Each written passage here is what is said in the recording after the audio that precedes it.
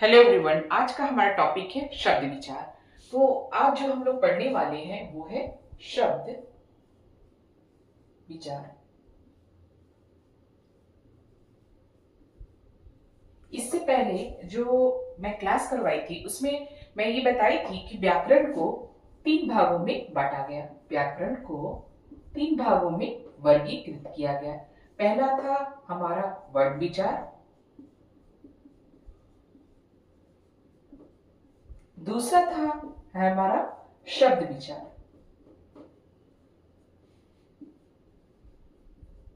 और तीसरा है हमारा वाक्य विचार।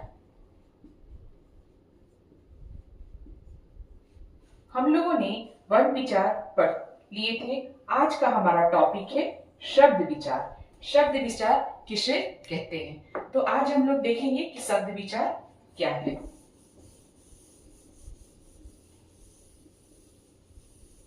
शब्द विचार वर्णों के सार्थक समूह को शब्द कहते हैं। वर्णों के सार्थक समूह, कैसे समूह? तो सार्थक समूह किसके? तो वर्णों के। वर्णों के सार्थक, वर्णों के सार्थक समूह को कहते हैं शब्द। वर्णों के सार्थक समूह को कहते हैं शब्द।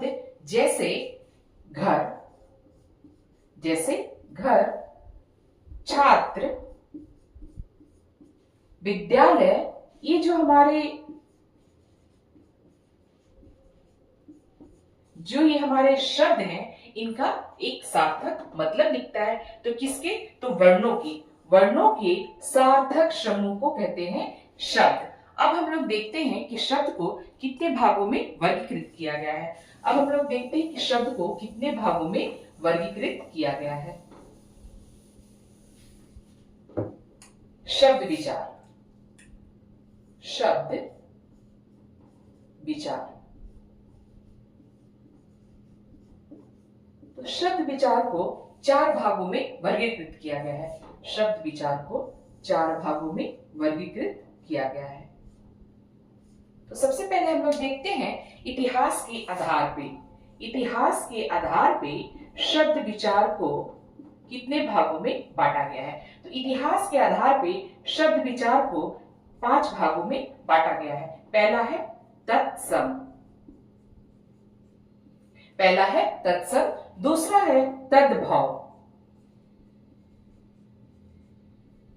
दूसरा है हमारा तद्भव, तीसरा है हमारा देशज, देशज, फिर है चौथा विदेशज, और पांचवा है हमारा शंकर। तो हम लोगों ने देखा शब्द विचार को हम लोग पहले भागों में बांट रहे हैं। इतिहास या उत्पत्ति, दोनों हम कह सकते हैं। इतिहास या उत्पत्ति के आधार पर हम लोगों ने वर्णों को 5 भागों में बांटा। तत्सम, तद्भव, देशज, विदेशज और शंकर। अगला टॉपिक है हमारा इसी में, दूसरा है हमारा रचना। रचना के आधार पे, रचना के आधार पे हम लोग इसको 3 भागों में बांटते हैं। रूढ़, यौगिक और योग रूढ़। रूढ़, यौगिक और योग रूढ़। हम लोग रचना के आधार पर हम लोग शब्द विचार को 3 भागों में बांटे। रूढ़, यौगिक और योग रूढ़। रूढ़, यौगिक और योग रूढ़। अब हम लोग देखते हैं प्रयोग के आधार पे। प्रयोग,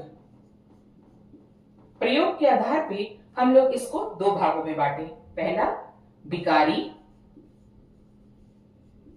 और दूसरा अविकारी। विकारी और अविकारी। अगला है हमारा अर्थ के आधार पे। अगला है हमारा अर्थ के आधार पे। अर्थ के आधार पे कितने भागों में हम लोग बांटे? तो अर्थ के आधार पर भी 2 भागों में बांटे। एक है सार्थक और दूसरा है निरर्थक। सार्थक और निरर्थक।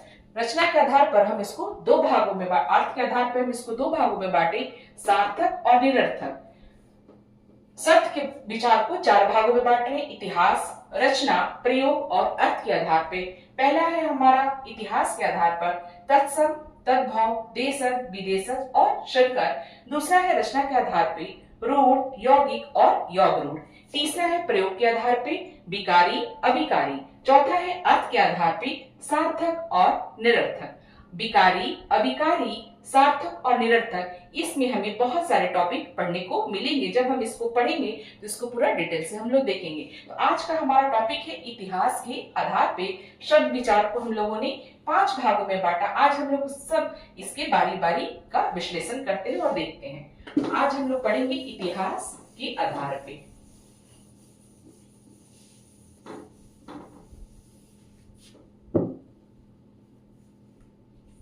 आज इतिहास के आधार पे या फिर कह लीजिए उत्पत्ति के आधार पे, इतिहास या उत्पत्ति, इतिहास या उत्पत्ति के आधार पे आज हम लोग शब्द विचार को देखते हैं कि वो कितने भागों में बांटा गया है। तो इस आधार पे शब्द विचार को हम लोगों ने 5 भागों में बांटा है। पहला है तत्सम, तत्सम।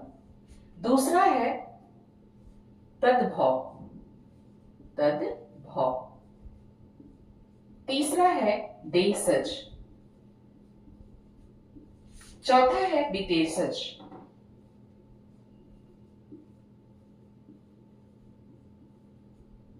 और 5वां है हमारा संकर। इतिहास के आधार पे हम लोगों ने शब्द को तत्सम, तद्भव, देशज, विदेशज और शंकर 5 भागों में विभक्त किया है। तो आज हम लोग देखते हैं सबसे पहले तत्सम। तत्सम क्या होता है? तो तत्सम वो शब्द होता है जो संस्कृत से आया है और आज भी हम लोग उसी भाषा में प्रयोग कर रहे हैं। तत्सम को हम लोगों ने विभक्त किया तत् प्लस शम, तत् प्लस सम। तत्सम संस्कृत भाषा है जिसको आज भी हम लोग एज इट इज अपने बोलचाल की भाषा में भी प्रयोग करते हैं, जैसे घृत, अग्नि,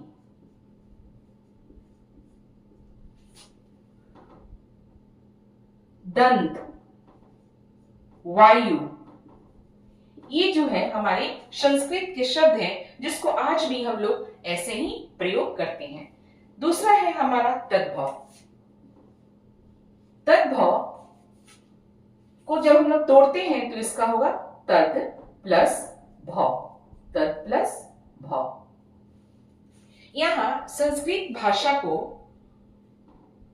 हिंदी में प्रयोग किया गया है। जैसे पहले संस्कृत थोड़ी कठिन लैंग्वेज थी, उसको हम लोगों ने संस्कृत तोड़ते हुए पहले संस्कृत के बाद हम लोग इसको प्राकृत में तोड़े, उसके बाद पाली आई, उसके बाद अपभ्रंश, अपभ्रंश, अपभ्रंश भाषा आई और यही अपभ्रंश भाषा तद्भव कहलाई। कहने के मतलब संस्कृत से आई हुई भाषा को जब हम लोग हिंदी में उसका दूसरा अर्थ बदल के लिखे या फिर बताए, उसी को हम लोग तद्भव कहें। जैसे यशोदा, जैसे संस्कृत में तत्सम में अगर हम लोग लिखते हैं जशोदा, जशोदा, उसी को जब हमको तद्भव में लिखना पड़ता तो हम लोग लिखते हैं यशोदा। तत्सम का शब्द है विवाह, विवाह, लेकिन जब वो तद्भव में आता है तो बन जाता है ब्याह।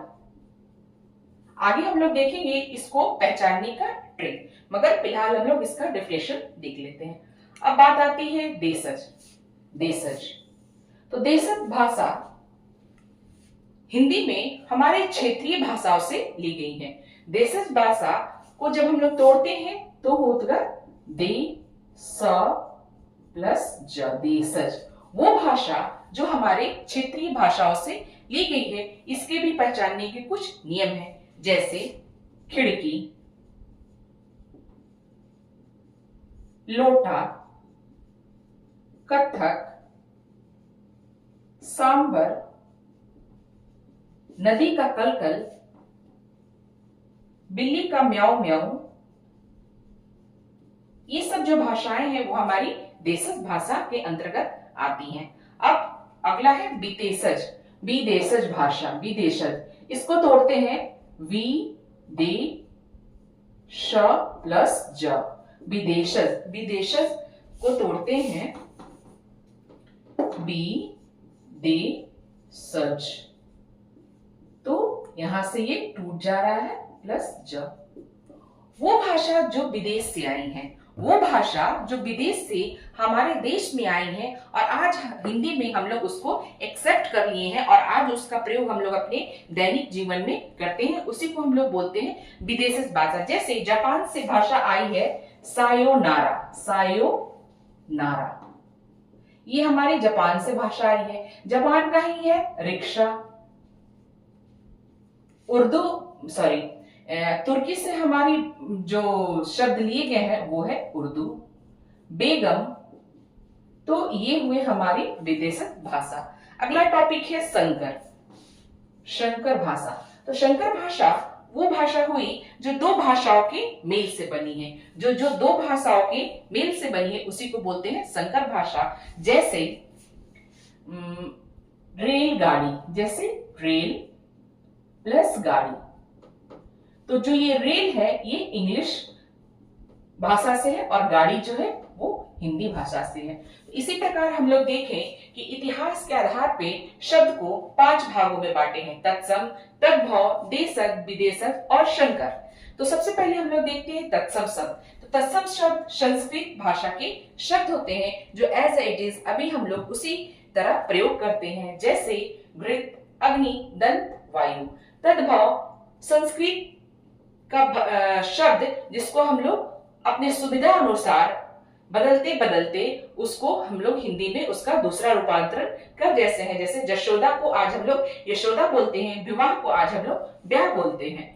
ये तद्भव का विकास हुआ संस्कृत, उसके बाद प्राकृत, पाली, अपभ्रंश, अपभ्रंश भाषा ही हमारी तद्भव भाषा है। देशज वो भाषा जो हमारे देश के क्षेत्रीय भाषाओं से विकसित हुई हैं, जैसे खिड़की, लोटा, कथक, सांबर, कलकल, नदी का कलकल, जानवरों में इसका पहचान है बिल्ली का म्याऊ म्याऊ और कुत्तों का भौंकना। विदेशज वो भाषा जो विदेश से आई हुई है और आज हमारे देश में उसे एक्सेप्ट कर लिया गया है और आज हम लोग अपने बोलचाल की भाषाओं में उसे प्रयोग करते हैं। जैसे जापान से ये भाषा आई थी सायोनारा, रिक्शा, ये हमारी तुर्की की भाषा है उर्दू, बेगम। अब आते हैं नेक्स्ट टॉपिक पर, संकर भाषा। संकर भाषाएं वो भाषा है जो दो भाषाओं के मेल से बनी हुई है, जैसे रेलगाड़ी, यहाँ रेल हुआ हमारा इंग्लिश का शब्द और गाड़ी हुआ हमारा हिंदी का शब्द। एक है छायादार, छायादार, तो जो ये छाया है ये संस्कृत से लिया गया है और जो ये दार है ये फारसी का शब्द है। तो दो भाषाओं का संगम जब आपस में मिलता है तो वो नए भाषाओं को जन्म देता है, जिसे हम लोग कहते हैं संकर भाषा। अब हम लोग देखते हैं कि तत्सम, तद्भव, देशज जो ये शब्द है इसको पहचानने का ट्रिक क्या है।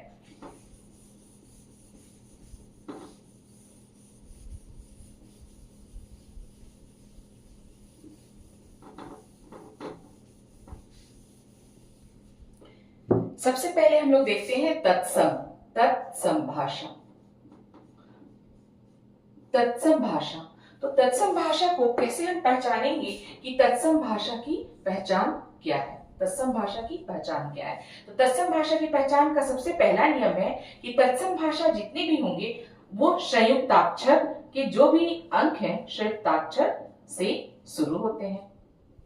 तत्सम भाषा का पहचान है कि संयुक्ताक्षर में जितने भी अक्षर हैं, जैसे क्षत्रिय वाला छ, त्र, ज्ञ, श, द्व, ध, ये जो संयुक्ताक्षर है जो दो वर्णों के मिलने से बने हैं वो हमारे सब तत्सम शब्द हुए। दूसरा है हमारा विसर्ग युक्त शब्द, विसर्ग, विसर्ग युक्त शब्द, विसर्ग युक्त शब्द, विसर्ग की पहचान ये है। तो विसर्ग युक्त शब्द जो है वो किसकी पहचान है, हमारे तत्सम के। जैसे कर्पूर, कर्पूर, ज्येष्ठ, ये हमारे तत्सम की पहचान है। तीसरा है हमारा अनुस्वार युक्त शब्द। अनुस्वार युक्त शब्द, अनुस्वार का सिंबल है ये। तो अनुस्वार युक्त जितने भी शब्द हैं वो हमारे तत्सम होते हैं, जैसे अंक, कंठ, पतंग, गंगा, ये जितने भी शब्द हैं अनुस्वार युक्त शब्द, ये है हमारे तत्सम शब्द। चौथा है हमारे आधा अक्षर, आधा अक्षर युक्त शब्द। आधा अक्षर युक्त शब्द जैसे दुग्ध, जिसमें आधा प्रयोग हुआ है ये वाला शब्द। जैसे तत्सम, तत्सम इसमें भी तो आधा प्रयोग हुआ है। वत्स, इसमें भी ये आधा प्रयोग हुआ है। नेक्स्ट है हमारा जिन शब्दों का पर्यायवाची बन सके, जिन शब्दों का पर्यायवाची बन सके वो भी तत्सम शब्द होते हैं। जैसे अगर हमें हवा का पर्यायवाची बनाना है तो हम हवा को सलील भी कहते हैं, सलील, नीर। जिन शब्दों का पर्यायवाची बनाया जा सके उसे हम लोग तत्सम शब्द कहते हैं। तो ये जो है ये तत्सम को पहचानने का फॉर्मूला है। क्या फॉर्मूला है? तो जितने भी संयुक्ताक्षर हैं वो हमारे तत्सम हैं। जैसे क्षत्रिय से क्षत्रिय, त्रिशूल, ज्ञानी, श्रवण, ये सब जितने भी है वो तत्सम शब्द है। दूसरा विसर्ग युक्त शब्द, कर्पूर, ज्येष्ठ, ये सारे हमारे तत्सम शब्द हैं। अनुस्वार युक्त शब्द, अंक, कंठ, पतंग, गंगा। दूसरा हुआ आधा अक्षर युक्त शब्द, जितने भी है वो हमारे तत्सम शब्द हैं। जैसे दुग्ध, तत्सम, वत्स, इसमें सब ये जो शब्द है अक्षर ये आधा प्रयोग हुए हैं। पांचवा है इसका पहचानने का नियम पर्यायवाची शब्द। जैसे जिस शब्दों का पर्यायवाची बन जाए वो तत्सम के अंतर्गत आता है। अगला टॉपिक है हमारा तद्भव।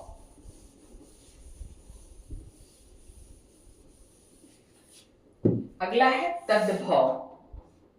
तद्भव, अब तद्भव के पहचानने के भी, तद्भव का पहचान कैसे करेंगे? तो तद्भव के पहचानने के भी कुछ नियम है। पहला नियम इसका क्या है? जितने भी अनुनासिक शब्द हैं, अनुनासिक,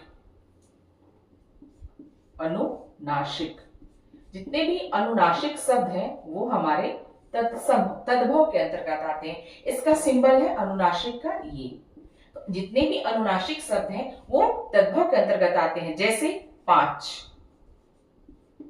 मुंह, आंख, कुआं,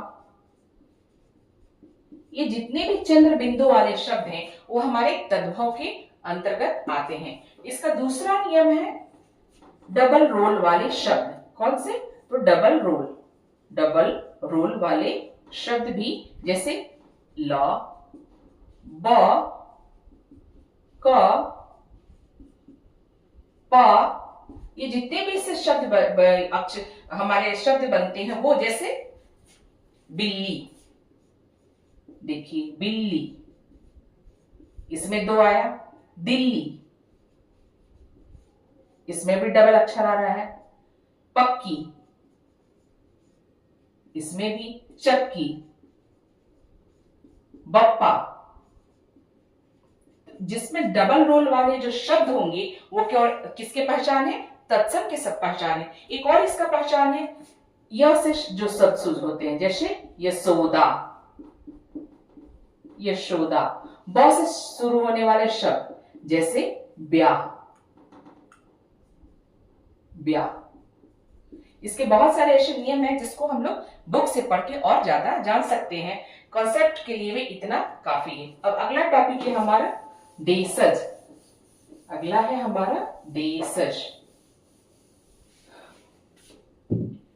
अगला है हमारा देशज। अब ये भी देखना बहुत है कि देशज की पहचान क्या है। देशज को कैसे पहचानेंगे कि वो हमारे देश की क्षेत्रीय भाषा से निकले हुए शब्द हैं। तो इसके भी ट्रिक है। जैसे जितने भी र से शुरू होने वाले शब्द हैं वो हमारे देशज होते हैं। जैसे खिड़की, खिड़की, इसमें र आया है। झोपड़ी, झोपड़ी, इसमें भी आ रहा है। अगला हुआ हमारा खोपड़ी, खोपड़ी, इसके अंतर्गत भी आ रहा है। बड़ा, इसके अंतर्गत भी आता है। तो जितने भी डस वाले शब्द हैं वो हमारे देशज शब्द हैं। अगला, जितने भी हमारे रिश्तेदारों के नाम हैं, रिश्तेदार वाले शब्द होते हैं, वो सब हमारे देशज शब्द होते हैं। जैसे माता, पिता, फुआ, मामा, ये जितने भी शब्द हैं हमारे देशज शब्द हैं। तीसरा हुआ हमारा दक्षिण भारतीय भोजन, दक्षिण भारतीय भोजन, दक्षिण भारतीय भोजन, जैसे सांबर, सांबर, डोसा, इडली,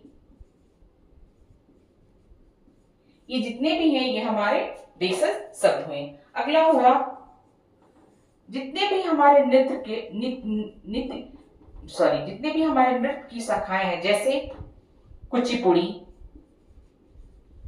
भांगड़ा, गरबा, कथक, ये जितने भी शब्द हैं हमारे देशज शब्द कहलाएंगे। अगला हुआ ध्वनात्मक शब्द, ध्वनात्मक शब्द, ध्वनात्मक शब्द जितने भी हैं, जैसे नदी का कलकल, नदी का कलकल, नदी का कलकल करके बहना। दूसरा हुआ घड़ी की टिक टिक, घड़ी की टिक टिक, जिससे ध्वनि प्रकट हो उसे कहते हैं ध्वनात्मक शब्द। नदी का कलकल करके बहना, घड़ी की टिक टिक करके चलना। अगला हुआ जानवर और पक्षी की आवाजें, जानवर या पक्षी की आवाजें, ये जो शब्द हुए ये हमारे देशज शब्द है। जैसे बिल्ली का म्याऊ म्याऊ, बिल्ली की भाषा हुई म्याऊ म्याऊ, बिल्ली का म्याऊ म्याऊ। कुत्ते का भौंकना, ये जो शब्द है ये हमारे देशज शब्द हैं। तो देशज शब्द की पहचान क्या है? ड़ वाले शब्द, खिड़की, खोपड़ी, झोपड़ी, खोपड़ी, बड़ा। रिश्तेदार, जितने भी हमारे मामा, पिता, ताऊ, फुआ, काका, काकी, ये रिश्तेदार वाले शब्द हमारे देशज शब्द हैं। दक्षिण भारतीय व्यंजन, सांबर, इडली, डोसा। अगला हुआ नृत्य संबंध जितने हैं वो हमारे देशज शब्द हैं। कुचिपुड़ी, भांगड़ा, गरबा, कथक, जितने भी ध्वनात्मक शब्द हैं वो भी हमारे देशज शब्द हैं। नदी का कलकल करके बहना, घड़ी की टिक टिक, जानवर से संबंधित आवाजें जैसे बिल्ली का म्याऊ म्याऊ और कुत्ते का भौंकना, ये जितने भी शब्द हैं हमारे देशज शब्द हैं। अब अगला शब्द है हमारा विदेशज की पहचान। पहचान ही विदेशज से कौन कौन भाषाएं हमारे देश में आई हुई हैं, अब उसका हम लोग लिखते हैं। तो विदेश से आई हुई भाषाएं, विदेशज भाषाएं, जैसे जापान से कौन सी भाषा आई है? जापान से आई है सायोनारा, जापान से आई हुई भाषा है सायोनारा। रिक्शा, ऐसी बहुत सारे भाषाएं हैं। दूसरा है हमारा तुर्की, तुर्क से आई हुई भाषाएं। तो यहां से हमारी भाषाएं कौन कौन सी आई हैं? तो यहां से आई हैं हमारी भाषाएं, ली गई हैं बेगम, कैची, उर्दू, ये जो भाषाएं हैं ये आई हैं हमारे कहां से? तुर्क